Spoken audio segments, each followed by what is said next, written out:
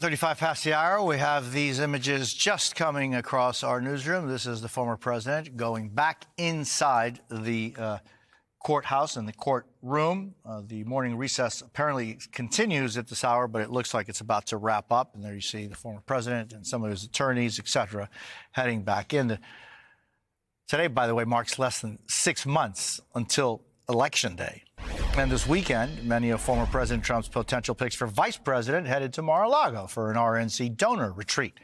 Back with us, actually with us, is Washington Post Philip Rucker, and joining us now as well, David Drucker, senior writer at The Dispatch and author of the book In Trump's Shadow. So, Philip, on Saturday, the RNC donor retreat there, Trump compared the Biden administration to the Gestapo. According to audio obtained by NBC News, the White House said in a statement that the former president is, quote, echoing the appalling rhetoric of fascists. I don't know how to ask this question other than, what the hell? Well, this fits a pattern here of Donald Trump, who's been trying to use these criminal indictments against him, not just the one in New York where he's standing trial right now, but the federal indictments relating to his misuse of classified documents and election interference, to use them to try to argue to his supporters that the criminal justice system is working unfairly against him, that these are politically motivated investigations.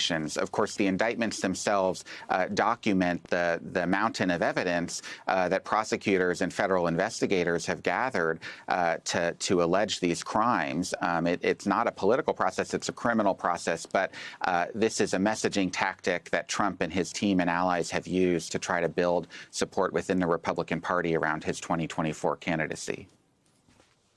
Yeah, it looks as though right now the courtroom is back in session. The judge right now speaking to everybody in the courtroom. And I think, Philip, and I asked that question, and I appreciate your thoughts on it because, just Hitler, Gestapo, SS, these are such horrible, horrendous people, and what that system and what it did. It's just like, to compare anything with that is such an insult. Yeah, well, the persecution of Nazi Germany was a very different kind of affair historically. Obviously, that was an assault against a whole people, against all of the Jewish people in many parts of Europe. And that is not, of course, what we see happening here with the criminal prosecution of one man, of Donald Trump.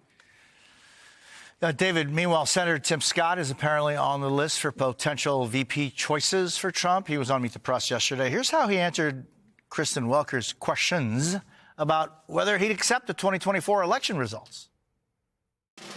Just yes or no, will you accept the election results of 2024? I look forward to President Trump being the 47th president. Kristen, you could ask him multiple times. Senator, just a yes or no answer. So the American people will make the decision. But I don't hear you committing for President Trump. That's clear. Sí or no is not that complicated, but what do you make of that? Well, it's totally not surprising at all. Look, you've got a number of Republicans that are competing to become Trump's running mate. And there are certain subjects that Trump does not allow any deviation. Did he win or lose the 2020 election? Was the 2020 election rigged, or was it fair? And what do you do if Donald Trump loses again in 2024? These are areas where you're going to see Republicans like Tim Scott try and dance around their previous position, when their previous position has been that Trump did, in fact, lose the 2020 election, that there may have been some fraud here and there, but nothing that rose to the level of overturning the fair and legitimate result. And, in any other circumstance, they'd probably be offended that you would ask them, would they accept the 2024 results if they lose? Because, of course, they would. But in this case, they have to echo the leader. And the leader is saying otherwise. And nobody wants to be marked off the list when it is something as simple as this that he is grading you on. So, David, a new ABC News poll shows Biden and neck, essentially, Biden and Trump, I should say, essentially neck and neck. But Trump leads Biden by 17 points on immigration. Now, this morning, NBC News has exclusive reporting the Democrats are preparing to go on the offense on immigration.